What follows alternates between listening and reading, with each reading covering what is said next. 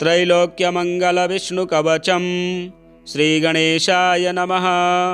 नारद उवाच भगवन् सर्वधर्मज्ञकवचं यत्प्रकाशितं त्रैलोक्यमङ्गलं नाम कृपया कथय प्रभो। सनत्कुमार उवाच शृणु वक्ष्यामि विप्रेन्द्र कवचं परमाद्भुतं नारायणेन कथितं कृपया ब्रह्मणे पुरा। ब्रह्मणा कथितं मह्यं परं स्नेहाद् वदामि ते अतिगुह्यतरं तत्त्वं ब्रह्ममन्त्रौघविग्रहं यद्धृत्वा पठनात् ब्रह्मा सृष्टिं वितनुते ध्रुवं यद्धृत्वा पठनात् पाति महालक्ष्मीर्जगत्त्रयं पठनाद्धारणाच्छम्भु संहर्ता सर्वमन्त्रवेत् त्रैलोक्यजननी दुर्गा महिषादिमहासुरान् वरदृप्तान् जघानैव पठनाद्धारणाद्यतः एवमिन्द्रादयः सर्वे सर्वैश्वर्यमवाप्नुयुः। इदं कवचमत्यन्तगुप्तं कुत्रापि नो वदेत् शिष्याय भक्तियुक्ताय साधकाय प्रकाशयेत् शठाय परशिष्याय दत्त्वा मृत्युमवाप्नुयात्। त्रैलोक्यमङ्गलस्यास्य कवचस्य प्रजापतिः ऋषिश्छन्दश्च गायत्री देवो नारायणः स्वयं धर्मार्थकाममोक्षेषु विनियोगः प्रकीर्तितः। प्रणवो मे शिरः पातु नमो नारायणाय च भालं मे नेत्रयुगलमष्टाणो भुक्तिमुक्तिदः। क्लीं पायाक्षरोत्रयुग्मं चैकाक्षरः सर्वमोहनः क्लीं कृष्णाय सदाघ्राणं गोविन्दायेति जिह्वकाम् गोपीजनपदवल्लभाय स्वाहा ननं मम।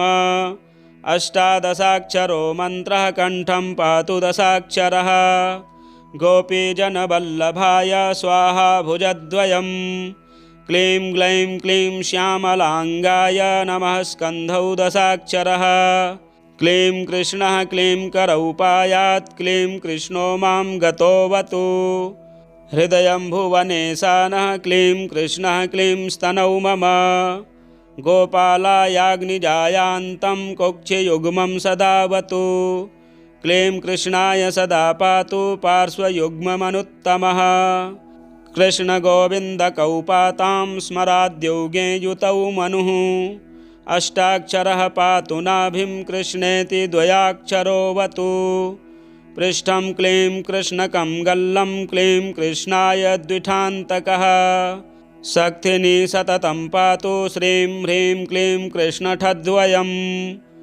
ऊरु सप्ताक्षरः पायात् त्रयोदशाक्षरोऽवतु श्रीं ह्रीं क्लीं पदतो गोपीजनवल्लभदन्ततः भाय स्वाहेति पायुं वै क्लीं ह्रीं श्रीं सदा सार्णकः जानुनी च सदा पातु ह्रीं श्रीं क्लीं च दशाक्षरः त्रयोदशाक्षरः पातु जङ्घे चक्राद्युदायुधः अष्टादशाक्षरो ह्रीं श्रीं पूर्वकोविंशदर्णकः सर्वाङ्गं मे सदा पातु द्वारकानायको बली नमो भगवते पश्चाद्वासुदेवाय तत्परं ताराद्यौ द्वादशार्णोऽयं प्राच्यां मां सर्वदावतु श्रीं ह्रीं क्लीं च दशार्णस्तु ह्रीं क्लीं श्रीं षोडशार्णकः गदाद्यायुधो विष्णुर्मामग्नेर्दिशु रक्षतु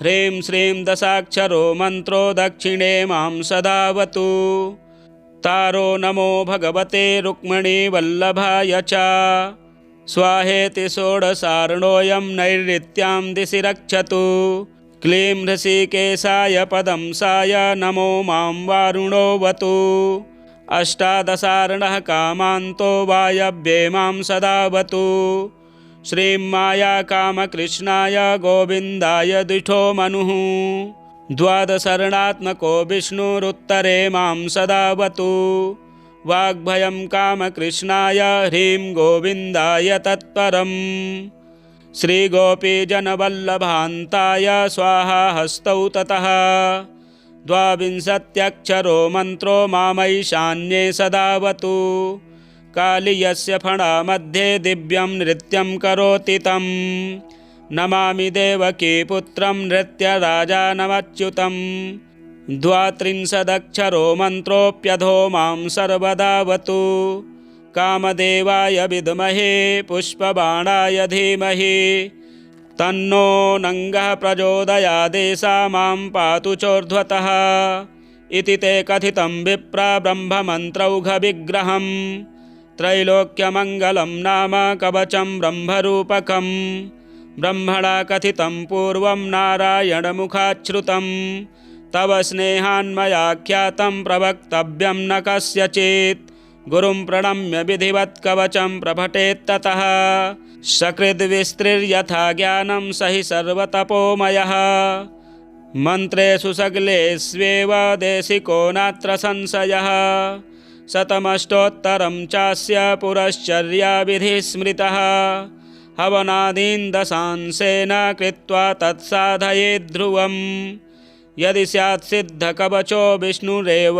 भवेत् स्वयं मन्त्रसिद्धिर्भवेत् तस्य पुरश्चर्याविधानतः स्पर्धामुद्धूय सततं लक्ष्मीर्वाणी वसेत्ततः पुष्पाञ्जल्यष्टकं दत्त्वा मूलेनैव पठेत् सकृत् 10 वर्षसहस्राणि पूजायाः फलमापुनुयात् भूर्जे विलिख्या गुलिकां स्वर्णस्थां धारयेद्यदि कण्ठे वा दक्षिणे बाहौ सोऽपि विष्णुर्न संशयः अश्वमेधसहस्राणि वाजपेयशतानि च महादानानि यान्येव प्रादाक्षिण्यं भुवस्तथा कलां नार्हन्ति तान्येव सकृदुच्चारणात्ततः कवचस्य प्रसादेन जीवन्मुक्तो भवेन्नरः त्रैलोक्यं चोभयत्येव त्रैलोक्यविजयी भवेत् इदं कवचमज्ञात्वा यज्ञेद्यः पुरुषोत्तमं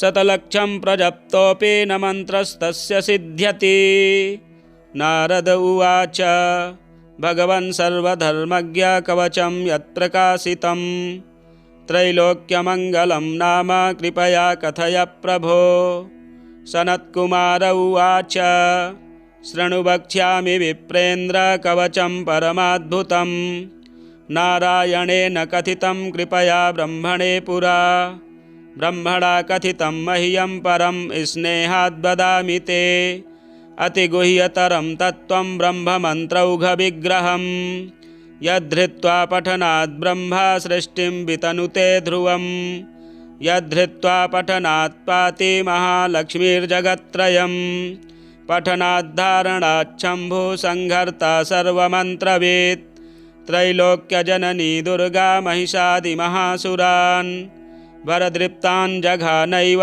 पठनाद्धारणाद्यतः एवमिन्द्रादयः सर्वे सर्वैश्वर्यमवाप्नुयुः इदं कवचमत्यन्तगुप्तं कुत्रापि नो वदेत् शिष्याय भक्तियुक्ताय साधकाय प्रकाशयेत् शठाय परशिष्याय दत्त्वा मृत्युमवाप्नुयात् त्रैलोक्यमङ्गलस्यास्य कवचस्य प्रजापतिः ऋषिश्छन्दश्च गायत्री देवो नारायणः स्वयं धर्मार्थकाममोक्षेषु विनियोगः प्रकीर्तितः प्रणवो मे शिरः पातु नमो नारायणाय च भालं मे नेत्रयुगलमष्टाणो भुक्तिमुक्तिदः क्लीं पायाक्षरोत्रयुग्मं चैकाक्षरः सर्वमोहनः क्लीं कृष्णाय सदाघ्राणं गोविन्दायेति जिह्वकां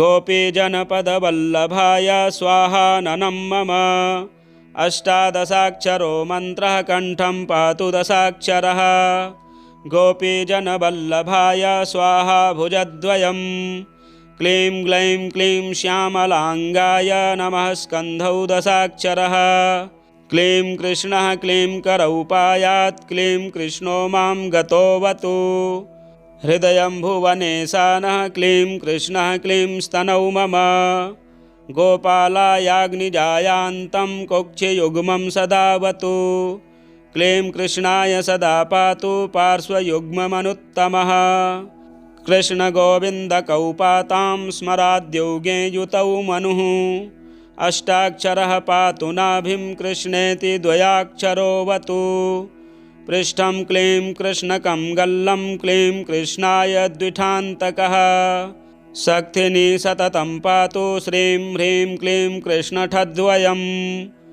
ऊरु सप्ताक्षरः पायात् त्रयोदशाक्षरोऽवतु श्रीं ह्रीं क्लीं पदतो गोपीजनवल्लभदन्ततः भाय स्वाहेति पायुं वै क्लीं ह्रीं श्रीं सदा सार्णकः जानुनी च सदा पातु ह्रीं श्रीं क्लीं च दशाक्षरः त्रयोदशाक्षरः पातु जङ्घे चक्राद्युदायुधः अष्टादशाक्षरो ह्रीं श्रीं पूर्वको विंशदर्णकः सर्वाङ्गं मे सदा पातु द्वारकानायको बली नमो भगवते पश्चाद्वासुदेवाय तत्परं ताराद्यौ द्वादशार्णोऽयं प्राच्यां मां सर्वदावतु श्रीं ह्रीं क्लीं च दशार्णस्तु ह्रीं क्लीं श्रीं षोडशार्णकः गदाद्यायुधो विष्णुर्मामग्नेर्दिशु रक्षतु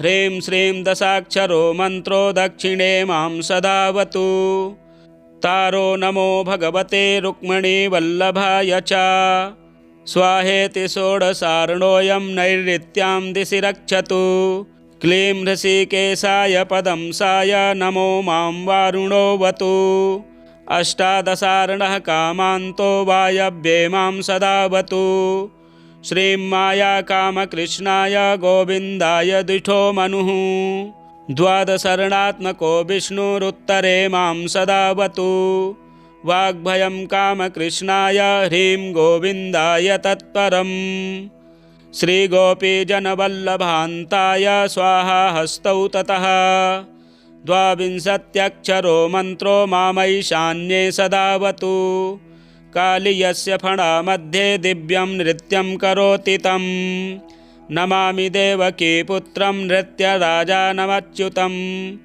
द्वात्रिंशदक्षरो मन्त्रोऽप्यधो मां सर्वदावतु कामदेवाय विद्महे पुष्पबाणाय धीमहि तन्नो नङ्गः प्रचोदयादेशा मां पातु चोर्ध्वतः इति ते कथितं विप्रा ब्रह्ममन्त्रौघविग्रहं त्रैलोक्यमङ्गलं नाम कवचं ब्रह्मरूपकं ब्रह्मणा कथितं पूर्वं नारायणमुखाच्छ्रुतं तव स्नेहान्मयाख्यातं प्रवक्तव्यं न कस्यचित् गुरुं प्रणम्य विधिवत् कवचं प्रपठेत्ततः सकृद्विस्तृर्यथा ज्ञानं स हि सर्वतपोमयः मन्त्रेषु सगलेष्वेव देशिको नात्र संशयः शतमष्टोत्तरं चास्य पुरश्चर्याविधिः स्मृतः हवनादीन् दशांशेन कृत्वा तत्साधयेत् ध्रुवम् यदि स्यात् सिद्धकवचो विष्णुरेव भवेत् स्वयं मन्त्रसिद्धिर्भवेत् तस्य पुरश्चर्याविधानतः स्पर्धामुद्धूय सततं लक्ष्मीर्वाणी वसेत्ततः पुष्पाञ्जल्यष्टकं दत्त्वा मूलेनैव पठेत् सकृत् 10 वर्षसहस्राणि पूजायाः फलमापुनुयात् भूर्जे विलिख्या गुलिकां स्वर्णस्थां धारयेद्यदि कण्ठे वा दक्षिणे बाहौ सोऽपि विष्णुर्न संशयः अश्वमेधसहस्राणि वाजपेयशतानि च महादानानि यान्येव प्रादाक्षिण्यं भुवस्तथा कलां नार्हन्ति तान्येव सकृदुच्चारणात्ततः कवचस्य प्रसादेन जीवन्मुक्तो भवेन्नरः त्रैलोक्यं क्षोभयत्येव त्रैलोक्यविजयी भवेत् इदं कवचमज्ञात्वा यज्ञेद्यः पुरुषोत्तमं शतलक्षं प्रजप्तोऽपि न मन्त्रस्तस्य सिद्ध्यति। नारद उवाच भगवन् सर्वधर्मज्ञ कवचं यत्प्रकाशितं त्रैलोक्यमङ्गलं नाम कृपया कथय प्रभो। सनत्कुमार उवाच शृणु वक्ष्यामि विप्रेन्द्र कवचं परमाद्भुतं नारायणेन कथितं कृपया ब्रह्मणे पुरा ब्रह्मणा कथितं मह्यं परं स्नेहाद् वदामि ते अतिगुह्यतरं तत्त्वं ब्रह्ममन्त्रौघविग्रहं यद्धृत्वा पठनात् ब्रह्मा सृष्टिं वितनुते ध्रुवं यद्धृत्वा पठनात् पाति महालक्ष्मीर्जगत्त्रयं पठनाद्धारणाच्छम्भु संहर्ता सर्वमन्त्रवेत् त्रैलोक्यजननी दुर्गा महिषादिमहासुरान् वरदृप्तान् जघानैव पठनाद्धारणाद्यतः एवमिन्द्रादयः सर्वे सर्वैश्वर्यमवाप्नुयुः इदं कवचमत्यन्तगुप्तं कुत्रापि नो वदेत् शिष्याय भक्तियुक्ताय साधकाय प्रकाशयेत्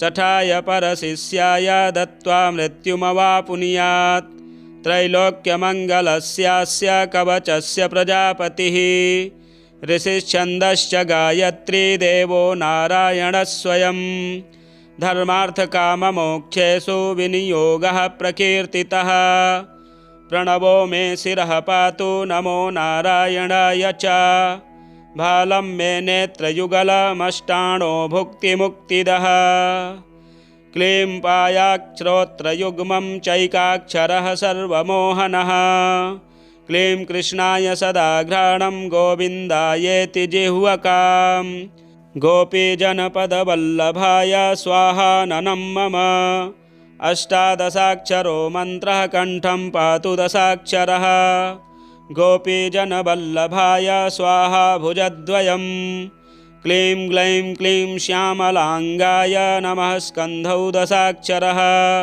क्लीं कृष्णः क्लीं करौ पायात् क्लीं कृष्णो मां गतोऽवतु हृदयं भुवनेशानः क्लीं कृष्णः क्लीं स्तनौ मम गोपालायाग्निजायान्तं कुक्षियुग्मं सदावतु क्लीं कृष्णाय सदा पातु पार्श्वयुग्ममनुत्तमः कृष्णगोविन्दकौपातां स्मराद्योगे युतौ मनुः अष्टाक्षरः पातु नाभिं कृष्णेति द्वयाक्षरोऽवतु पृष्ठं क्लीं कृष्णकं गल्लं क्लीं कृष्णाय द्विठान्तकः शक्तिनी सततं पातु श्रीं ह्रीं क्लीं कृष्णठद्वयम् ऊरु सप्ताक्षरः पायात् त्रयोदशाक्षरोऽवतु श्रीं ह्रीं क्लीं पदतो गोपीजनवल्लभदन्ततः भाय स्वाहेति पायुं वै क्लीं ह्रीं श्रीं सदा सार्णकः जानुनी च सदा पातु ह्रीं श्रीं क्लीं च दशाक्षरः त्रयोदशाक्षरः पातु जङ्घे चक्राद्युदायुधः अष्टादशाक्षरो ह्रीं श्रीं पूर्वकोविंशदर्णकः सर्वाङ्गं मे सदा पातु द्वारकानायको बली नमो भगवते पश्चाद्वासुदेवाय तत्परं ताराद्यौ द्वादशार्णोऽयं प्राच्यां मां सर्वदावतु श्रीं ह्रीं क्लीं च दशार्णस्तु ह्रीं क्लीं श्रीं षोडशार्णकः गदाद्यायुधो विष्णुर्मामग्नेर्दिशु रक्षतु ह्रीं श्रीं दशाक्षरो मन्त्रो दक्षिणे मां सदावतु तारो नमो भगवते रुक्मिणीवल्लभाय च स्वाहेति षोडशार्णोऽयं नैऋत्यां दिशि रक्षतु क्लीं ऋषिकेशाय पदंसाय नमो मां वारुणोऽवतु अष्टादशार्णः कामान्तो वायव्ये मां सदावतु श्रीं मायाकामकृष्णाय गोविन्दाय द्विठो मनुः द्वादशर्णात्मको विष्णुरुत्तरे मां सदावतु वाग्भयं कामकृष्णाय ह्रीं गोविन्दाय तत्परम् श्रीगोपीजनवल्लभान्ताय स्वाहा हस्तौ ततः द्वाविंशत्यक्षरो मन्त्रो मामैशान्ये सदावतु कालीयस्य फणामध्ये दिव्यं नृत्यं करोति तं नमामि देवकी पुत्रं नृत्यराजानमच्युतं द्वात्रिंशदक्षरो मन्त्रोऽप्यधो मां सर्वदावतु कामदेवाय विद्महे पुष्पबाणाय धीमहि तन्नो नङ्गः प्रचोदयादेशा मां पातु चोर्ध्वतः इति ते कथितं विप्र ब्रह्ममन्त्रौघविग्रहं त्रैलोक्यमङ्गलं नाम कवचं ब्रह्मरूपकं ब्रह्मणा कथितं पूर्वं नारायणमुखाच्छ्रुतं तव स्नेहान्मयाख्यातं प्रवक्तव्यं न कस्यचित् गुरुं प्रणम्य विधिवत् कवचं प्रपठेत्ततः सकृद्विस्तृर्यथा ज्ञानं स हि सर्वतपोमयः मन्त्रेषु सगलेष्वेव देशिको नात्र संशयः शतमष्टोत्तरं चास्य पुरश्चर्याविधिः स्मृतः हवनादीन् दशांशेन कृत्वा तत्साधयेत् ध्रुवम् यदि स्यात् सिद्धकवचो विष्णुरेव भवेत् स्वयं मन्त्रसिद्धिर्भवेत् तस्य पुरश्चर्याविधानतः स्पर्धामुद्धूय सततं लक्ष्मीर्वाणी वसेत्ततः पुष्पाञ्जल्यष्टकं दत्त्वा मूलेनैव पठेत् सकृत् 10 वर्षसहस्राणि पूजायाः फलमापुनुयात् भूर्जे विलिख्या गुलिकां स्वर्णस्थां धारयेद्यदि कण्ठे वा दक्षिणे बाहौ सोऽपि विष्णुर्न संशयः अश्वमेधसहस्राणि वाजपेयशतानि च महादानानि यान्येव प्रादाक्षिण्यं भुवस्तथा कलां नार्हन्ति तान्येव सकृदुच्चारणात्ततः कवचस्य प्रसादेन जीवन्मुक्तो भवेन्नरः त्रैलोक्यं चोभयत्येव त्रैलोक्यविजयी भवेत् इदं कवचमज्ञात्वा यज्ञेद्यः पुरुषोत्तमं शतलक्षं प्रजप्तोऽपि न मन्त्रस्तस्य सिद्ध्यति नारद उवाच भगवन् सर्वधर्मज्ञ कवचं यत्प्रकाशितं त्रैलोक्यमङ्गलं नाम कृपया कथय प्रभो सनत्कुमार उवाच शृणु वक्ष्यामि विप्रेन्द्र कवचं परमाद्भुतं नारायणेन कथितं कृपया ब्रह्मणे पुरा ब्रह्मणा कथितं मह्यं परं स्नेहाद् वदामि ते अतिगुह्यतरं तत्त्वं ब्रह्ममन्त्रौघविग्रहं यद्धृत्वा पठनात् ब्रह्मा सृष्टिं वितनुते ध्रुवं यद्धृत्वा पठनात् पाति महालक्ष्मीर्जगत्त्रयं पठनाद्धारणाच्छम्भु संहर्ता सर्वमन्त्रवेत् त्रैलोक्यजननी दुर्गा महिषादिमहासुरान् वरदृप्तान् जघानैव पठनाद्धारणाद्यतः एवमिन्द्रादयः सर्वे सर्वैश्वर्यमवाप्नुयुः इदं कवचमत्यन्तगुप्तं कुत्रापि नो वदेत् शिष्याय भक्तियुक्ताय साधकाय प्रकाशयेत् शठाय परशिष्याय दत्त्वा मृत्युमवाप्नुयात् त्रैलोक्यमङ्गलस्यास्य कवचस्य प्रजापतिः ऋषिश्छन्दश्च गायत्री देवो नारायणः स्वयं धर्मार्थकाममोक्षेषु विनियोगः प्रकीर्तितः प्रणवो मे शिरः पातु नमो नारायणाय च भालं मे नेत्रयुगलमष्टाणो भुक्तिमुक्तिदः क्लीं पायाक्षरोत्रयुग्मं चैकाक्षरः सर्वमोहनः क्लीं कृष्णाय सदाघ्राणं गोविन्दायेति जिह्वकां गोपीजनपदवल्लभाय स्वाहाननं मम अष्टादशाक्षरो मन्त्रः कण्ठं पातु दशाक्षरः गोपीजनवल्लभाय स्वाहा भुजद्वयं क्लीं ग्लैं क्लीं श्यामलाङ्गाय नमः स्कन्धौ दशाक्षरः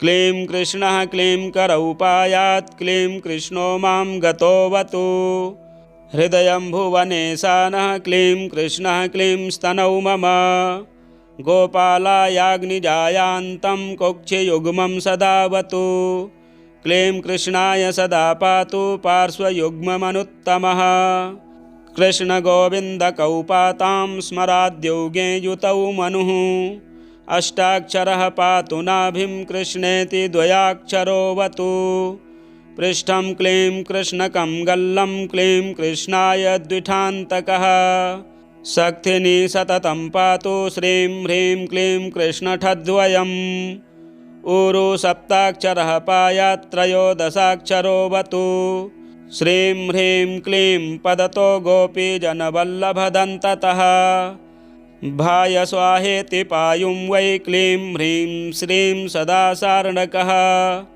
जानुनी च सदा पातु ह्रीं श्रीं क्लीं च दशाक्षरः त्रयोदशाक्षरः पातु जङ्घे चक्राद्युदायुधः अष्टादशाक्षरो ह्रीं श्रीं पूर्वको विंशदर्णकः सर्वाङ्गं मे सदा पातु द्वारकानायको बली नमो भगवते पश्चाद्वासुदेवाय तत्परं ताराद्यौ द्वादशार्णोऽयं प्राच्यां मां सर्वदावतु श्रीं ह्रीं क्लीं च दशार्णस्तु ह्रीं क्लीं श्रीं षोडशार्णकः गदाद्यायुधो विष्णुर्मामग्नेर्दिशु रक्षतु ह्रीं श्रीं दशाक्षरो मन्त्रो दक्षिणे मां सदावतु तारो नमो भगवते रुक्मिणीवल्लभाय च स्वाहेति षोडशार्णोऽयं नैऋत्यां दिशि रक्षतु क्लीं ऋषिकेशाय पदंसाय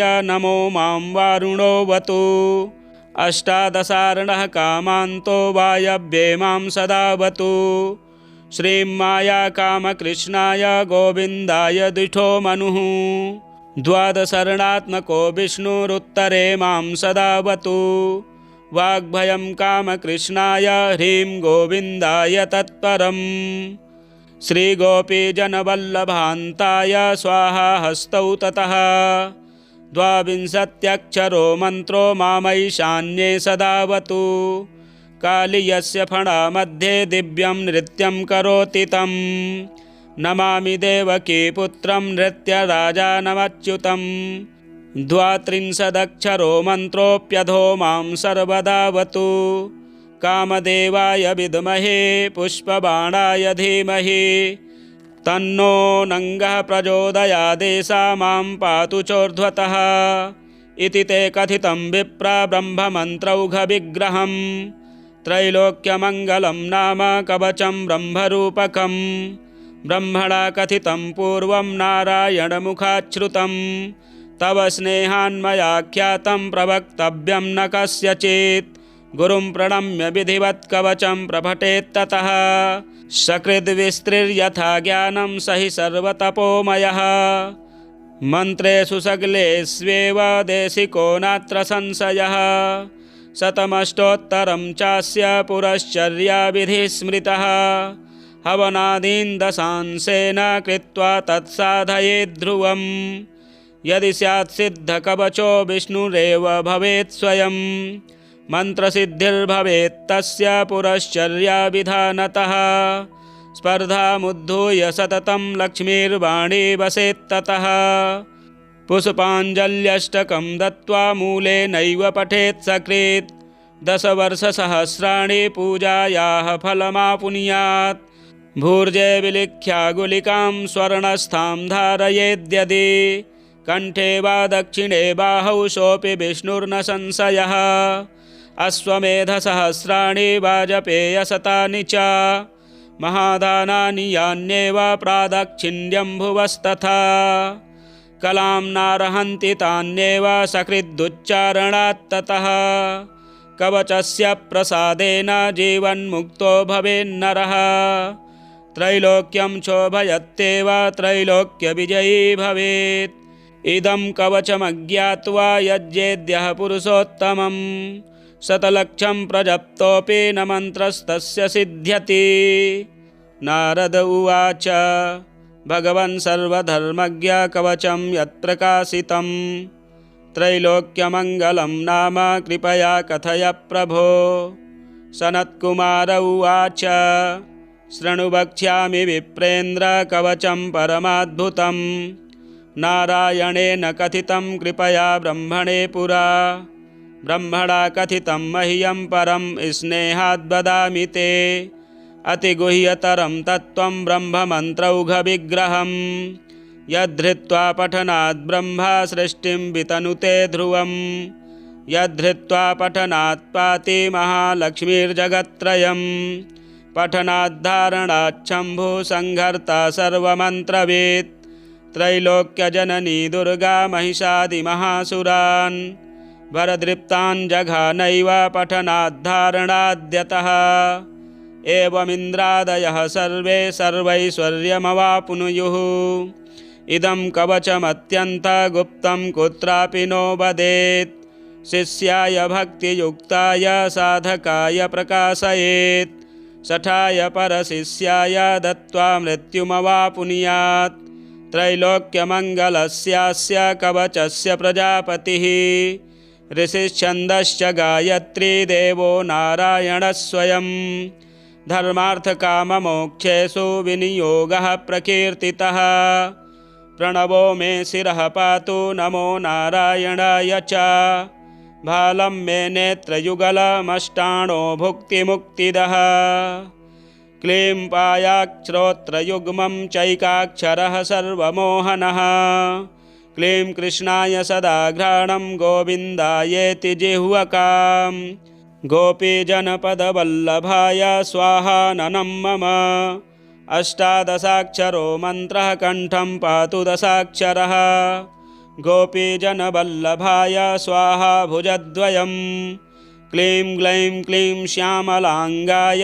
नमः स्कन्धौ दशाक्षरः क्लीं कृष्णः क्लीं करौ पायात् क्लीं कृष्णो मां गतोऽवतु हृदयं भुवनेशानः क्लीं कृष्णः क्लीं स्तनौ मम गोपालायाग्निजायान्तं कुक्षियुग्मं सदावतु क्लीं कृष्णाय सदा पातु पार्श्वयुग्ममनुत्तमः कृष्णगोविन्दकौ पातां स्मराद्योगे युतौ मनुः अष्टाक्षरः पातु नाभिं कृष्णेति द्वयाक्षरोऽवतु पृष्ठं क्लीं कृष्णकं गल्लं क्लीं कृष्णाय द्विठान्तकः शक्तिनी सततं पातु श्रीं ह्रीं क्लीं कृष्णठद्वयम् ऊरु सप्ताक्षरः पायात् त्रयोदशाक्षरोऽवतु श्रीं ह्रीं क्लीं पदतो गोपीजनवल्लभदन्ततः भाय स्वाहेति पायुं वै क्लीं ह्रीं श्रीं सदा सार्णकः जानुनी च सदा पातु ह्रीं श्रीं क्लीं च दशाक्षरः त्रयोदशाक्षरः पातु जङ्घे चक्राद्युदायुधः अष्टादशाक्षरो ह्रीं श्रीं पूर्वकोविंशदर्णकः सर्वाङ्गं मे सदा पातु द्वारकानायको बली नमो भगवते पश्चाद्वासुदेवाय तत्परं ताराद्यौ द्वादशार्णोऽयं प्राच्यां मां सर्वदावतु श्रीं ह्रीं क्लीं च दशार्णस्तु ह्रीं क्लीं श्रीं षोडशार्णकः गदाद्यायुधो विष्णुर्मामग्नेर्दिशु रक्षतु ह्रीं श्रीं दशाक्षरो मन्त्रो दक्षिणे मां सदावतु तारो नमो भगवते रुक्मिणीवल्लभाय च स्वाहेति षोडशार्णोऽयं नैऋत्यां दिशि रक्षतु क्लीं ऋषिकेशाय पदं साय नमो मां वारुणोऽवतु अष्टादशार्णः कामान्तो वायव्ये मां सदावतु श्रीं माया कामकृष्णाय गोविन्दाय द्विठो मनुः द्वादशर्णात्मको विष्णुरुत्तरे मां सदावतु वाग्भयं कामकृष्णाय ह्रीं गोविन्दाय तत्परम् श्रीगोपीजनवल्लभान्ताय स्वाहा हस्तौ ततः द्वाविंशत्यक्षरो मन्त्रो मामैशान्ये सदावतु कालीयस्य फणामध्ये दिव्यं नृत्यं करोति तं नमामि देवकी पुत्रं नृत्यराजानमच्युतं द्वात्रिंशदक्षरो मन्त्रोऽप्यधो मां सर्वदावतु कामदेवाय विद्महे पुष्पबाणाय धीमहि तन्नो नङ्गः प्रचोदयादेशा मां पातु चोर्ध्वतः इति ते कथितं विप्रा ब्रह्ममन्त्रौघविग्रहं त्रैलोक्यमङ्गलं नाम कवचं ब्रह्मरूपकं ब्रह्मणा कथितं पूर्वं नारायणमुखाच्छ्रुतं तव स्नेहान्मयाख्यातं प्रवक्तव्यं न कस्यचित् गुरुं प्रणम्य विधिवत् कवचं प्रपठेत्ततः सकृद्विस्तृर्यथा ज्ञानं स हि सर्वतपोमयः मन्त्रेषु सकलेष्वेव देशिको नात्र संशयः शतमष्टोत्तरं चास्य पुरश्चर्याविधिः स्मृतः हवनादीन् दशांशेन कृत्वा तत्साधयेत् ध्रुवम् यदि स्यात् सिद्धकवचो विष्णुरेव भवेत् स्वयं मन्त्रसिद्धिर्भवेत् तस्य पुरश्चर्याविधानतः स्पर्धामुद्धूय सततं लक्ष्मीर्वाणी वसेत्ततः पुष्पाञ्जल्यष्टकं दत्त्वा मूलेनैव पठेत् सकृत् 10 वर्षसहस्राणि पूजायाः फलमापुनुयात् भूर्जे विलिख्या गुलिकां स्वर्णस्थां धारयेद्यदि कण्ठे वा दक्षिणे बाहौ सोऽपि विष्णुर्न संशयः अश्वमेधसहस्राणि वाजपेयशतानि च महादानानि यान्येव प्रादाक्षिण्यं भुवस्तथा कलां नार्हन्ति तान्येव सकृदुच्चारणात् ततः कवचस्य प्रसादेन जीवन्मुक्तो भवेन्नरः त्रैलोक्यं क्षोभयत्येव त्रैलोक्यविजयी भवेत् इदं कवचमज्ञात्वा यज्ञेद्यः पुरुषोत्तमं शतलक्षं प्रजप्तोऽपि न मन्त्रस्तस्य सिद्ध्यति। नारद उवाच भगवन् सर्वधर्मज्ञ कवचं यत्प्रकाशितं त्रैलोक्यमङ्गलं नाम कृपया कथय प्रभो।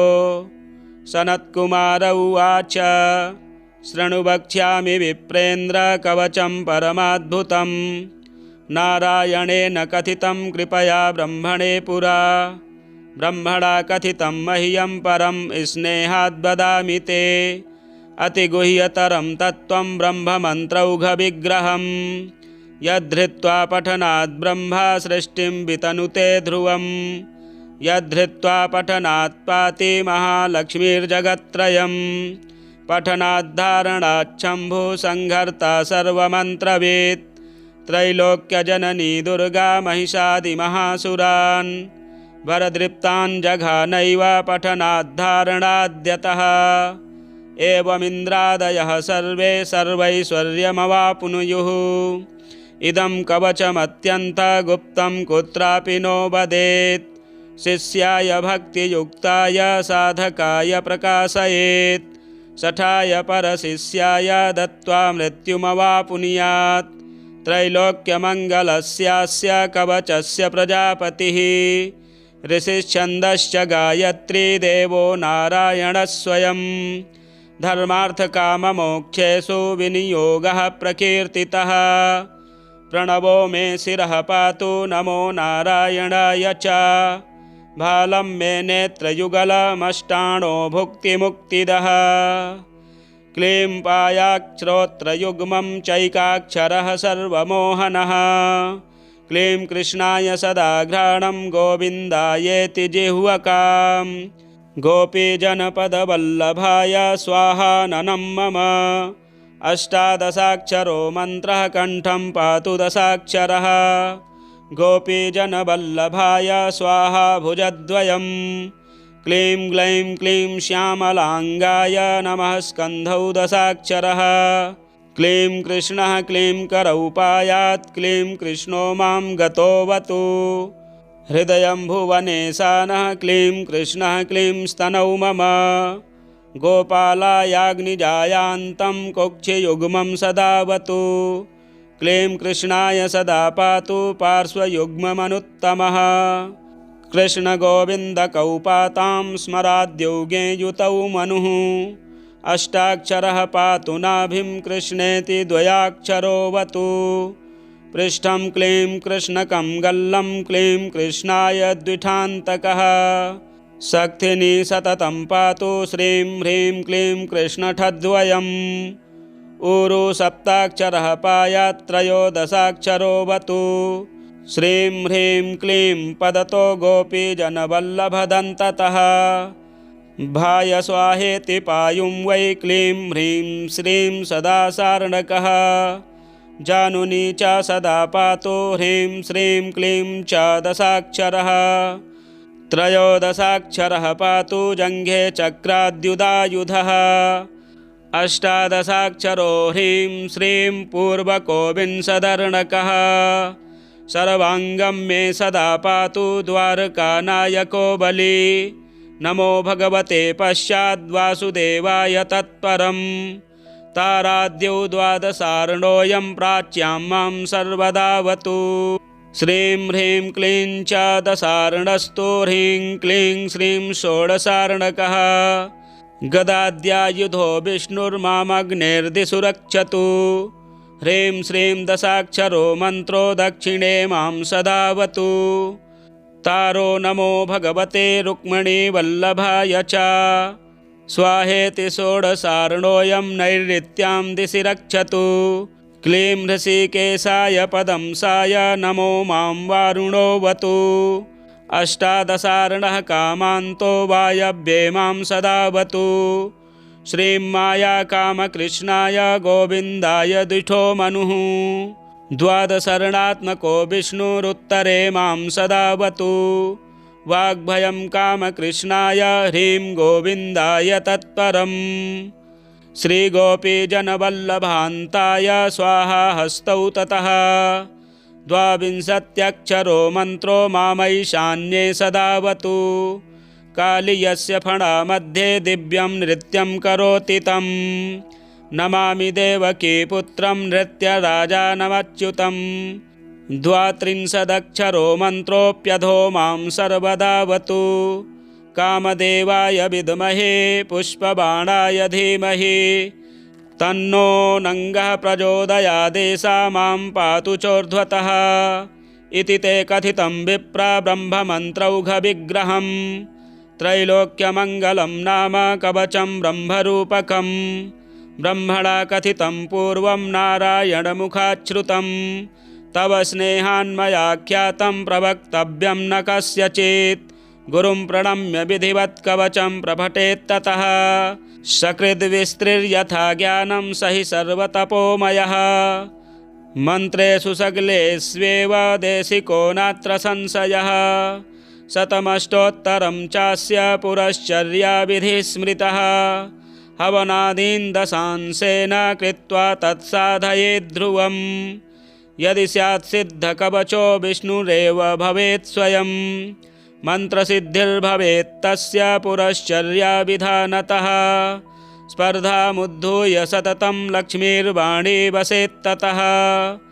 पुष्पाञ्जल्यष्टकं दत्त्वा मूलेनैव पठेत् सकृत्। 10 वर्षसहस्राणि पूजायाः फलमापुनुयात्। भूर्जे विलिख्या गुलिकां स्वर्णस्थां धारयेद्यदि कण्ठे वा दक्षिणे बाहौ सोऽपि विष्णुर्न संशयः। अश्वमेधसहस्राणि वाजपेयशतानि च महादानानि यान्येव प्रादाक्षिण्यं भुवस्तथा। कलां नार्हन्ति तान्येव सकृदुच्चारणात्ततः। कवचस्य प्रसादेन जीवन्मुक्तो भवेन्नरः। त्रैलोक्यं क्षोभयत्येव त्रैलोक्यविजयी भवेत्। इदं कवचमज्ञात्वा यज्ञेद्यः पुरुषोत्तमं शतलक्षं प्रजप्तोऽपि न मन्त्रस्तस्य सिद्ध्यति। नारद उवाच भगवन् सर्वधर्मज्ञ कवचं यत्प्रकाशितं त्रैलोक्यमङ्गलं नाम कृपया कथय प्रभो। सनत्कुमार उवाच शृणु वक्ष्यामि विप्रेन्द्र कवचं परमाद्भुतं नारायणेन कथितं कृपया ब्रह्मणे पुरा। ब्रह्मणा कथितं मह्यं परं स्नेहाद् वदामि ते अतिगुह्यतरं तत्त्वं ब्रह्ममन्त्रौघविग्रहं यद्धृत्वा पठनात् ब्रह्मा सृष्टिं वितनुते ध्रुवं। यद्धृत्वा पठनात् पाति महालक्ष्मीर्जगत्त्रयं पठनाद्धारणाच्छम्भु संहर्ता सर्वमन्त्रवित्। त्रैलोक्यजननी दुर्गा महिषादिमहासुरान् वरदृप्तान् जघानैव पठनाद्धारणाद्यतः। एवमिन्द्रादयः सर्वे सर्वैश्वर्यमवाप्नुयुः। इदं कवचमत्यन्तगुप्तं कुत्रापि नो वदेत्। शिष्याय भक्तियुक्ताय साधकाय प्रकाशयेत्। शठाय परशिष्याय दत्त्वा मृत्युमवाप्नुयात्। त्रैलोक्यमङ्गलस्यास्य कवचस्य प्रजापतिः ऋषिश्छन्दश्च गायत्री देवो नारायणः स्वयं धर्मार्थकाममोक्षेषु विनियोगः प्रकीर्तितः प्रणवो मे शिरः पातु नमो नारायणाय च भालं मे नेत्रयुगलमष्टाणो भुक्तिमुक्तिदः क्लीं पायाक्षरोत्रयुग्मं चैकाक्षरः सर्वमोहनः क्लीं कृष्णाय सदाघ्राणं गोविन्दायेति जिह्वकां गोपीजनपदवल्लभाय स्वाहाननं मम अष्टादशाक्षरो मन्त्रः कण्ठं पातु दशाक्षरः गोपीजनवल्लभाय स्वाहा भुजद्वयं क्लीं ग्लैं क्लीं श्यामलाङ्गाय नमः स्कन्धौ दशाक्षरः क्लीं कृष्णः क्लीं करौ पायात् क्लीं कृष्णो मां गतोऽवतु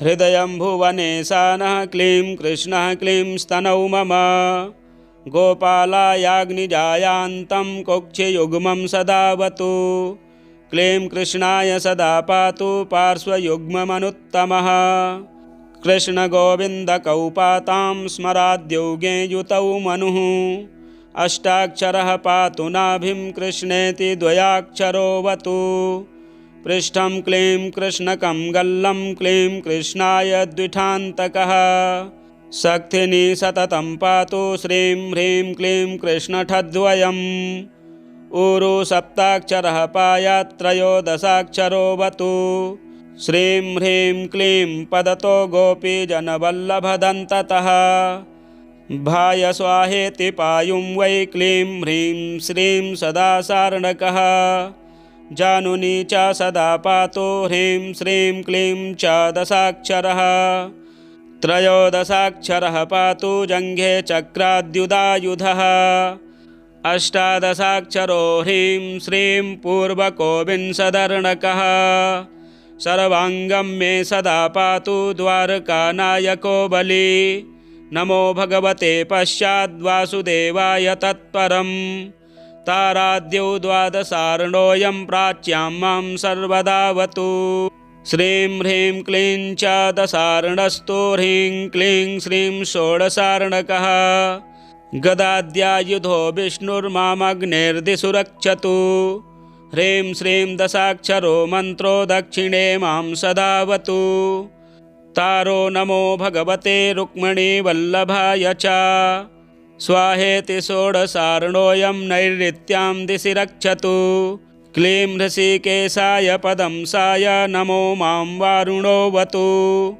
अष्टादशार्णः कामान्तो वायव्ये मां सदावतु श्रीं माया कामकृष्णाय गोविन्दाय द्विठो मनुः द्वादशर्णात्मको विष्णुरुत्तरे मां सदावतु वाग्भयं कामकृष्णाय ह्रीं गोविन्दाय तत्परम् श्रीगोपीजनवल्लभान्ताय स्वाहा हस्तौ ततः द्वाविंशत्यक्षरो मन्त्रो मामैशान्ये सदावतु कालीयस्य फणामध्ये दिव्यं नृत्यं करोति तं नमामि देवकी पुत्रं नृत्यराजानमच्युतं द्वात्रिंशदक्षरो मन्त्रोऽप्यधो मां सर्वदावतु कामदेवाय विद्महे पुष्पबाणाय धीमहि तन्नो नङ्गः प्रचोदयादेशा मां पातु चोर्ध्वतः इति ते कथितं विप्र ब्रह्ममन्त्रौघविग्रहं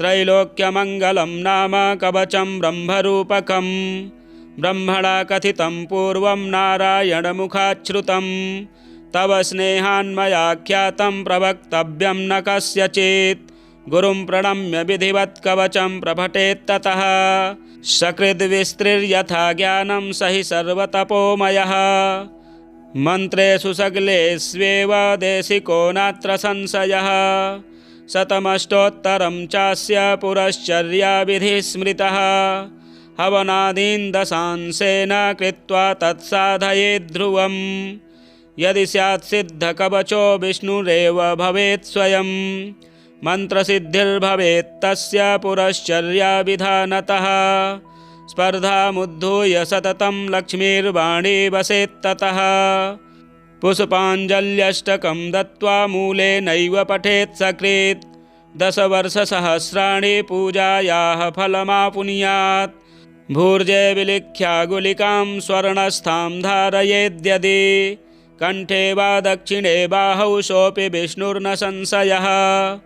अश्वमेधसहस्राणि वाजपेयशतानि च महादानानि यान्येव प्रादाक्षिण्यं भुवस्तथा कलां नार्हन्ति तान्येव सकृदुच्चारणात् ततः कवचस्य प्रसादेन जीवन्मुक्तो भवेन्नरः त्रैलोक्यं चोभयत्येव त्रैलोक्यविजयी भवेत्। इदं कवचमज्ञात्वा यज्ञेद्यः पुरुषोत्तमं शतलक्षं प्रजप्तोऽपि न मन्त्रस्तस्य सिद्ध्यति। नारद उवाच भगवन् सर्वधर्मज्ञ कवचं यत्प्रकाशितं त्रैलोक्यमङ्गलं नाम कृपया कथय प्रभो। सनत्कुमार उवाच शृणु वक्ष्यामि विप्रेन्द्र कवचं परमाद्भुतं नारायणेन कथितं कृपया ब्रह्मणे पुरा। ब्रह्मणा कथितं मह्यं परं स्नेहाद् वदामि ते अतिगुह्यतरं तत्त्वं ब्रह्ममन्त्रौघविग्रहं यद्धृत्वा पठनात् ब्रह्मा सृष्टिं वितनुते ध्रुवं यद्धृत्वा पठनात् पाति महालक्ष्मीर्जगत्त्रयं पठनाद्धारणाच्छम्भु संहर्ता सर्वमन्त्रवित् त्रैलोक्यजननी दुर्गा महिषादिमहासुरान् वरदृप्तान् जघानैव पठनाद्धारणाद्यतः एवमिन्द्रादयः सर्वे सर्वैश्वर्यमवाप्नुयुः। इदं कवचमत्यन्तगुप्तं कुत्रापि नो वदेत् शिष्याय भक्तियुक्ताय साधकाय प्रकाशयेत् शठाय परशिष्याय दत्त्वा मृत्युमवाप्नुयात्। त्रैलोक्यमङ्गलस्यास्य कवचस्य प्रजापतिः ऋषिश्छन्दश्च गायत्री देवो नारायणः स्वयं धर्मार्थकाममोक्षेषु विनियोगः प्रकीर्तितः। प्रणवो मे शिरः पातु नमो नारायणाय च भालं मे नेत्रयुगलमष्टाणो भुक्तिमुक्तिदः। क्लीं पायाक्षरोत्रयुग्मं चैकाक्षरः सर्वमोहनः क्लीं कृष्णाय सदाघ्राणं गोविन्दायेति जिह्वकां गोपीजनपदवल्लभाय स्वाहाननं मम। अष्टादशाक्षरो मन्त्रः कण्ठं पातु दशाक्षरः गोपीजनवल्लभाय स्वाहा भुजद्वयं क्लीं ग्लैं क्लीं श्यामलाङ्गाय नमः स्कन्धौ दशाक्षरः क्लीं कृष्णः क्लीं करौ पायात् क्लीं कृष्णो मां गतोऽवतु हृदयं भुवनेशानः क्लीं कृष्णः क्लीं स्तनौ मम गोपालायाग्निजायान्तं कुक्षियुग्मं सदावतु क्लीं कृष्णाय सदा पातु पार्श्वयुग्ममनुत्तमः कृष्णगोविन्दकौ पातां स्मराद्योगे युतौ मनुः अष्टाक्षरः पातु नाभिं कृष्णेति द्वयाक्षरोऽवतु पृष्ठं क्लीं कृष्णकं गल्लं क्लीं कृष्णाय द्विठान्तकः शक्तिनी सततं पातु श्रीं ह्रीं क्लीं कृष्णठद्वयम् ऊरु सप्ताक्षरः पायात् त्रयोदशाक्षरोऽवतु श्रीं ह्रीं क्लीं पदतो गोपीजनवल्लभदन्ततः भाय स्वाहेति पायुं वै क्लीं ह्रीं श्रीं सदा सार्णकः जानुनी च सदा पातु ह्रीं श्रीं क्लीं च दशाक्षरः त्रयोदशाक्षरः पातु जङ्घे चक्राद्युदायुधः अष्टादशाक्षरो ह्रीं श्रीं पूर्वको विंशदर्णकः सर्वाङ्गं मे सदा पातु द्वारकानायको बली नमो भगवते पश्चाद्वासुदेवाय तत्परं ताराद्यौ द्वादशार्णोऽयं प्राच्यां मां सर्वदावतु श्रीं ह्रीं क्लीं च दशार्णस्तु ह्रीं क्लीं श्रीं षोडशार्णकः गदाद्यायुधो विष्णुर्मामग्नेर्दिशु रक्षतु ह्रीं श्रीं दशाक्षरो मन्त्रो दक्षिणे मां सदावतु। तारो नमो भगवते रुक्मिणीवल्लभाय च। स्वाहेति षोडशार्णोऽयं नैऋत्यां दिशि रक्षतु। क्लीं हृषीकेशाय पदंसाय नमो मां वारुणोऽवतु। अष्टादशार्णः कामान्तो वायव्ये मां सदावतु। श्रीं माया कामकृष्णाय गोविन्दाय द्विषो मनुः। द्वादशर्णात्मको विष्णुरुत्तरे मां सदावतु। वाग्भयं कामकृष्णाय ह्रीं गोविन्दाय तत्परम्। श्रीगोपीजनवल्लभान्ताय स्वाहा हस्तौ ततः। द्वाविंशत्यक्षरो मन्त्रो मामैशान्ये सदावतु। कालीयस्य फणामध्ये दिव्यं नृत्यं करोति तं। नमामि देवकी पुत्रं नृत्यराजानमच्युतं। द्वात्रिंशदक्षरो मन्त्रोऽप्यधो मां सर्वदावतु। कामदेवाय विद्महे पुष्पबाणाय धीमहि। तन्नो नङ्गः प्रचोदयादेषा मां पातु चोर्ध्वतः। इति ते कथितं विप्र ब्रह्ममन्त्रौघविग्रहं। त्रैलोक्यमङ्गलं नाम कवचं ब्रह्मरूपकं। ब्रह्मणा कथितं पूर्वं नारायणमुखाच्छ्रुतं।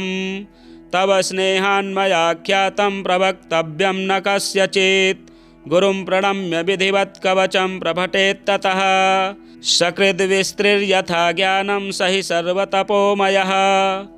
मन्त्रेषु सगलेष्वेव देशिको नात्र संशयः। शतमष्टोत्तरं चास्य पुरश्चर्याविधिः स्मृतः। हवनादीन् दशांशेन कृत्वा तत्साधयेत् ध्रुवम्। यदि स्यात् सिद्धकवचो विष्णुरेव भवेत् स्वयं। मन्त्रसिद्धिर्भवेत् तस्य पुरश्चर्याविधानतः। स्पर्धामुद्धूय सततं लक्ष्मीर्वाणी वसेत्ततः। पुष्पाञ्जल्यष्टकं दत्त्वा मूलेनैव पठेत् सकृत्।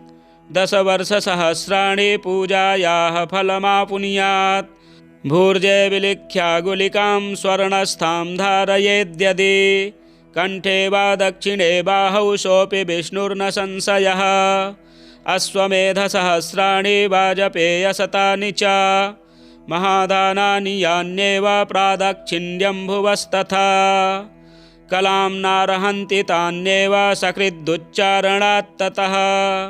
कवचस्य प्रसादेन जीवन्मुक्तो भवेन्नरः। त्रैलोक्यं चोभयत्येव त्रैलोक्यविजयी भवेत्। इदं कवचमज्ञात्वा यज्ञेद्यः पुरुषोत्तमं। शतलक्षं प्रजप्तोऽपि न मन्त्रस्तस्य सिद्ध्यति। नारद उवाच भगवन् सर्वधर्मज्ञ कवचं यत्प्रकाशितं।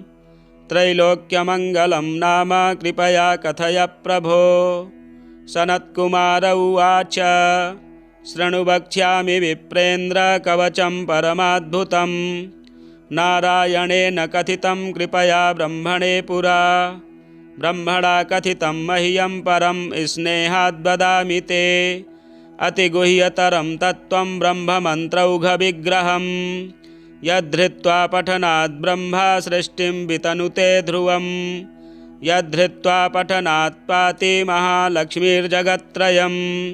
पठनाद्धारणाच्छम्भु संहर्ता सर्वमन्त्रवित्। त्रैलोक्यजननी दुर्गा महिषादिमहासुरान्। वरदृप्तान् जघानैव पठनाद्धारणाद्यतः। एवमिन्द्रादयः सर्वे सर्वैश्वर्यमवाप्नुयुः। इदं कवचमत्यन्तगुप्तं कुत्रापि नो वदेत्। शिष्याय भक्तियुक्ताय साधकाय प्रकाशयेत्। शठाय परशिष्याय दत्त्वा मृत्युमवाप्नुयात्। त्रैलोक्यमङ्गलस्यास्य कवचस्य प्रजापतिः।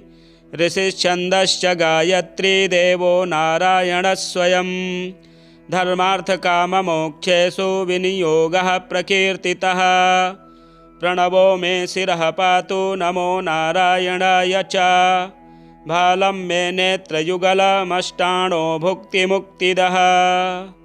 क्लीं पायाक्षरोत्रयुग्मं चैकाक्षरः सर्वमोहनः क्लीं कृष्णाय सदाघ्राणं गोविन्दायेति जिह्वकां गोपीजनपदवल्लभाय स्वाहाननं मम अष्टादशाक्षरो मन्त्रः कण्ठं पातु दशाक्षरः गोपीजनवल्लभाय स्वाहा भुजद्वयं क्लीं ग्लैं क्लीं श्यामलाङ्गाय नमः स्कन्धौ दशाक्षरः क्लीं कृष्णः क्लीं करौ पायात् क्लीं कृष्णो मां गतोऽवतु हृदयं भुवनेशानः क्लीं कृष्णः क्लीं स्तनौ मम गोपालायाग्निजायान्तं कुक्षियुग्मं सदावतु क्लीं कृष्णाय सदा पातु पार्श्वयुग्ममनुत्तमः कृष्णगोविन्दकौ पातां स्मराद्योगे युतौ मनुः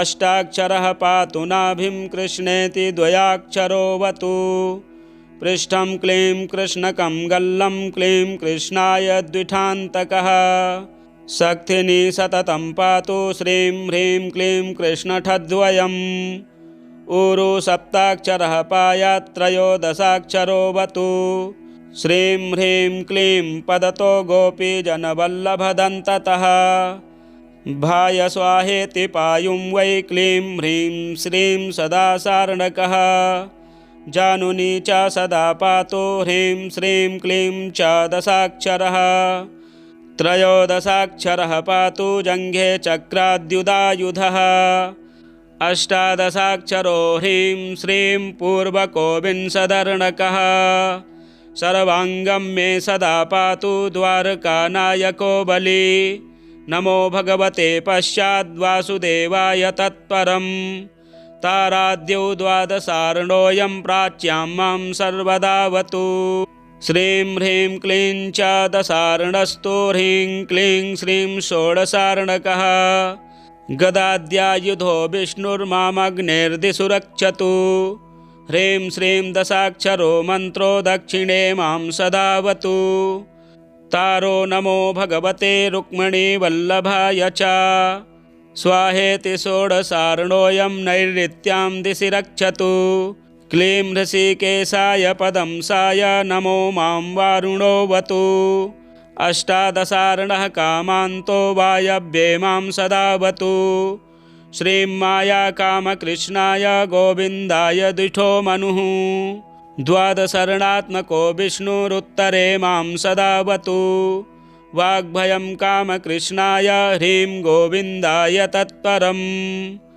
श्रीगोपीजनवल्लभान्ताय स्वाहा हस्तौ ततः द्वाविंशत्यक्षरो मन्त्रो मामैशान्ये सदावतु कालीयस्य फणामध्ये दिव्यं नृत्यं करोति तं नमामि देवकी पुत्रं नृत्यराजानमच्युतं द्वात्रिंशदक्षरो मन्त्रोऽप्यधो मां सर्वदावतु कामदेवाय विद्महे पुष्पबाणाय धीमहि तन्नो नङ्गः प्रचोदयादेशा मां पातु चोर्ध्वतः इति ते कथितं विप्रा ब्रह्ममन्त्रौघविग्रहं त्रैलोक्यमङ्गलं नाम कवचं ब्रह्मरूपकं ब्रह्मणा कथितं पूर्वं नारायणमुखाच्छ्रुतं तव स्नेहान्मयाख्यातं प्रवक्तव्यं न कस्यचित् गुरुं प्रणम्य विधिवत् कवचं प्रपठेत्ततः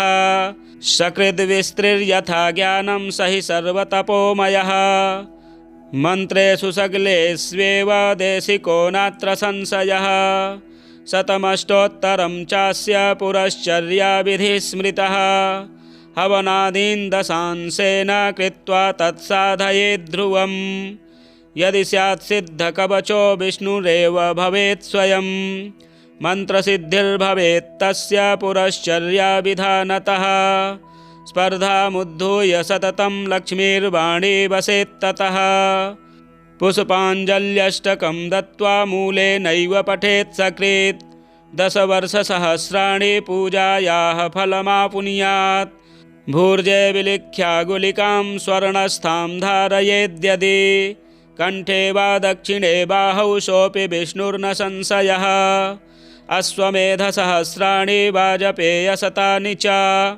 महादानानि यान्येव प्रादक्षिण्यं भुवस्तथा कलां नार्हन्ति तान्येव सकृदुच्चारणात्ततः कवचस्य प्रसादेन जीवन्मुक्तो भवेन्नरः त्रैलोक्यं चोभयत्येव त्रैलोक्यविजयी भवेत् इदं कवचमज्ञात्वा यज्ञेद्यः पुरुषोत्तमं शतलक्षं प्रजप्तोऽपि न मन्त्रस्तस्य सिद्ध्यति। नारद उवाच भगवन् सर्वधर्मज्ञ कवचं यत्प्रकाशितं त्रैलोक्यमङ्गलं नाम कृपया कथय प्रभो। सनत्कुमार उवाच शृणु वक्ष्यामि विप्रेन्द्र कवचं परमाद्भुतं नारायणेन कथितं कृपया ब्रह्मणे पुरा। ब्रह्मणा कथितं मह्यं परं स्नेहाद् वदामि ते अतिगुह्यतरं तत्त्वं ब्रह्ममन्त्रौघविग्रहं यद्धृत्वा पठनात् ब्रह्मा सृष्टिं वितनुते ध्रुवं यद्धृत्वा पठनात् पाति महालक्ष्मीर्जगत्त्रयं पठनाद्धारणाच्छम्भु संहर्ता सर्वमन्त्रवेत् त्रैलोक्यजननी दुर्गा महिषादिमहासुरान् वरदृप्तान् जघानैव पठनाद्धारणाद्यतः एवमिन्द्रादयः सर्वे सर्वैश्वर्यमवाप्नुयुः। इदं कवचमत्यन्तगुप्तं कुत्रापि नो वदेत् शिष्याय भक्तियुक्ताय साधकाय प्रकाशयेत् शठाय परशिष्याय दत्त्वा मृत्युमवाप्नुयात्। त्रैलोक्यमङ्गलस्यास्य कवचस्य प्रजापतिः ऋषिश्छन्दश्च गायत्री देवो नारायणः स्वयं धर्मार्थकाममोक्षेषु विनियोगः प्रकीर्तितः। प्रणवो मे शिरः पातु नमो नारायणाय च भालं मे नेत्रयुगलमष्टाणो भुक्तिमुक्तिदः। क्लीं पायाक्षरोत्रयुग्मं चैकाक्षरः सर्वमोहनः क्लीं कृष्णाय सदाघ्राणं गोविन्दायेति जिह्वकाम् गोपीजनपदवल्लभाय स्वाहाननं मम।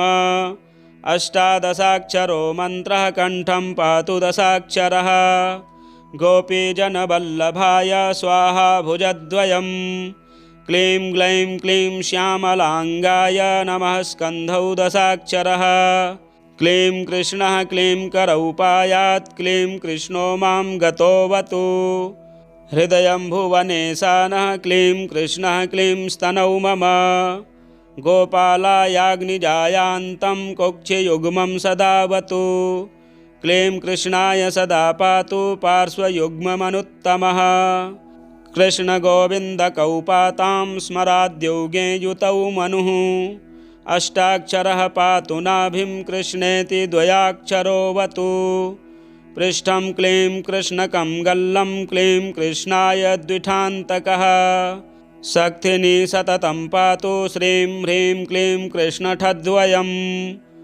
ऊरु सप्ताक्षरः पायात् त्रयोदशाक्षरोऽवतु श्रीं ह्रीं क्लीं पदतो गोपीजनवल्लभदन्ततः भाय स्वाहेति पायुं वै क्लीं ह्रीं श्रीं सदा सार्णकः जानुनी च सदा पातु ह्रीं श्रीं क्लीं च दशाक्षरः त्रयोदशाक्षरः पातु जङ्घे चक्राद्युदायुधः अष्टादशाक्षरो ह्रीं श्रीं पूर्वको विंशदर्णकः सर्वाङ्गं मे सदा पातु द्वारकानायको बली नमो भगवते पश्चाद्वासुदेवाय तत्परं ताराद्यौ द्वादशार्णोऽयं प्राच्यां मां सर्वदावतु श्रीं ह्रीं क्लीं च दशार्णस्तु ह्रीं क्लीं श्रीं षोडशार्णकः गदाद्यायुधो विष्णुर्मामग्नेर्दिशु रक्षतु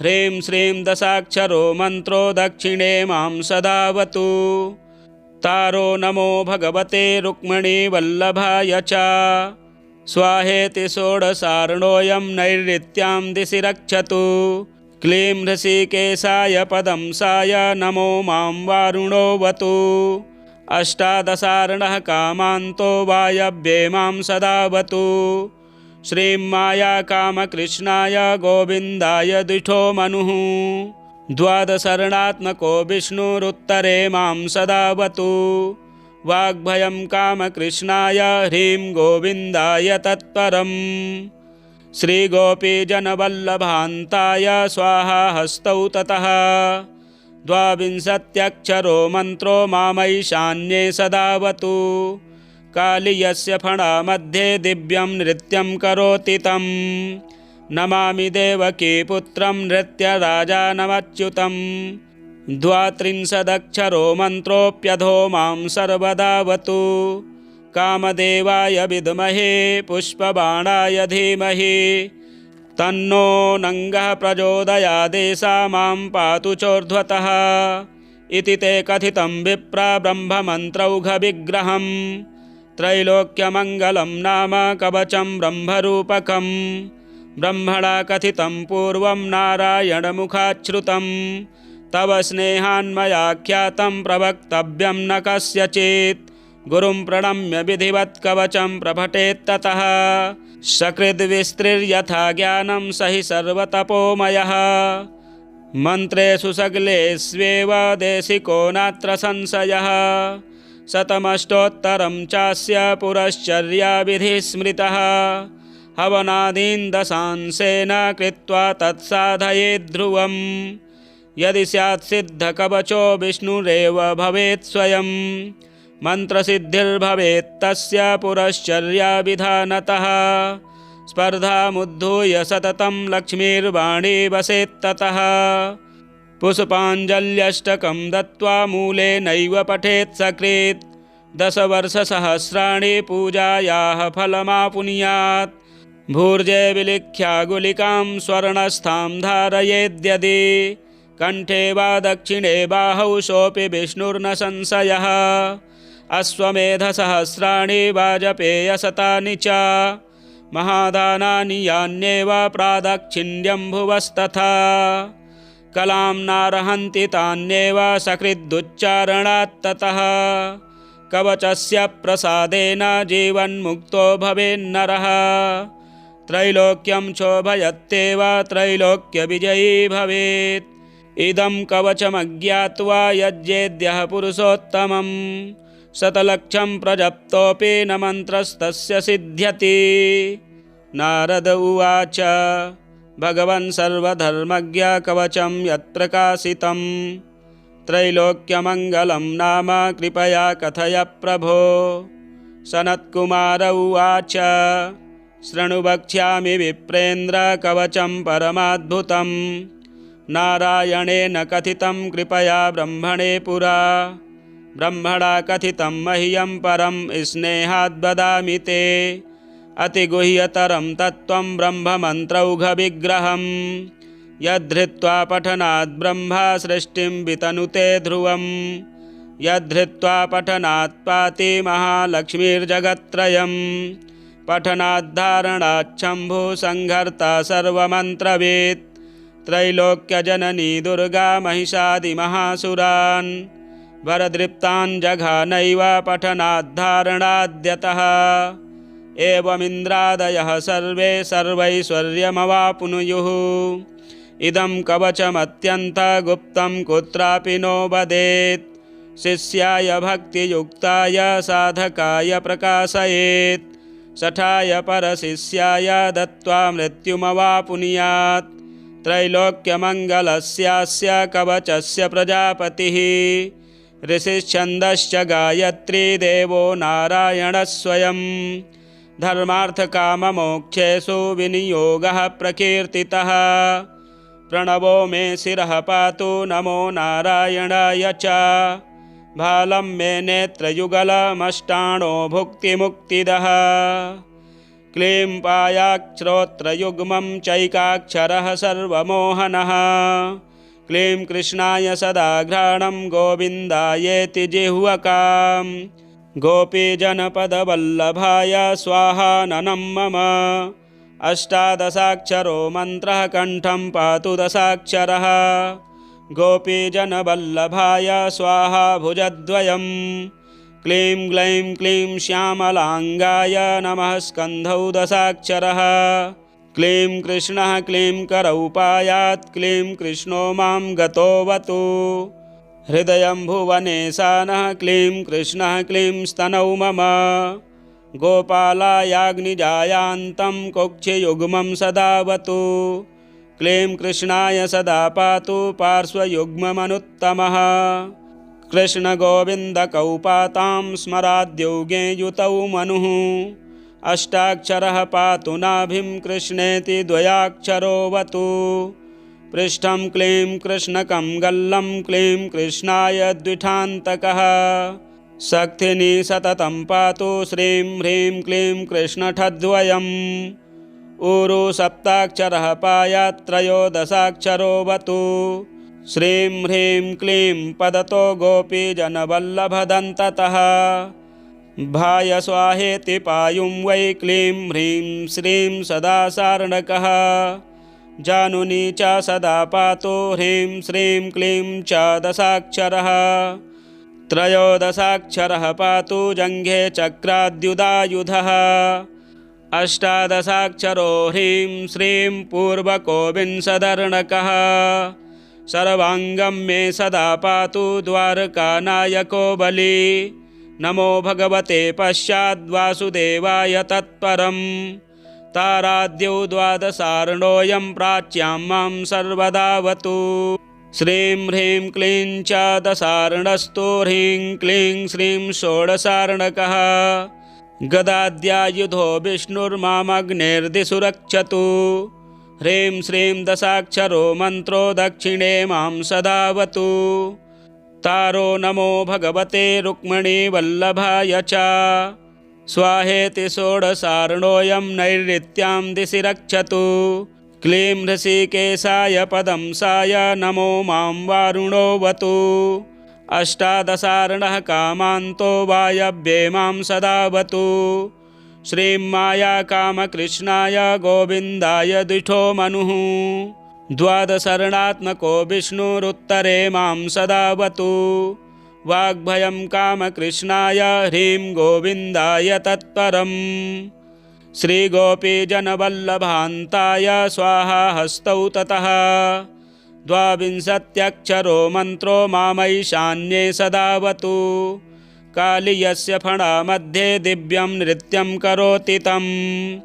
नमामि देवकी पुत्रं नृत्यराजानमच्युतं द्वात्रिंशदक्षरो मन्त्रोऽप्यधो मां सर्वदावतु कामदेवाय विद्महे पुष्पबाणाय धीमहि तन्नो नङ्गः प्रचोदयादेशा मां पातु चोर्ध्वतः इति ते कथितं विप्रा ब्रह्ममन्त्रौघविग्रहम् त्रैलोक्यमङ्गलं नाम कवचं ब्रह्मरूपकं ब्रह्मणा कथितं पूर्वं नारायणमुखाच्छ्रुतं तव स्नेहान्मयाख्यातं प्रवक्तव्यं न कस्यचित् गुरुं प्रणम्य विधिवत् कवचं प्रपठेत्ततः सकृद्विस्तृर्यथा ज्ञानं स हि सर्वतपोमयः मन्त्रेषु सगलेष्वेव देशिको नात्र संशयः शतमष्टोत्तरं चास्य पुरश्चर्याविधिः स्मृतः हवनादीन् दशांशेन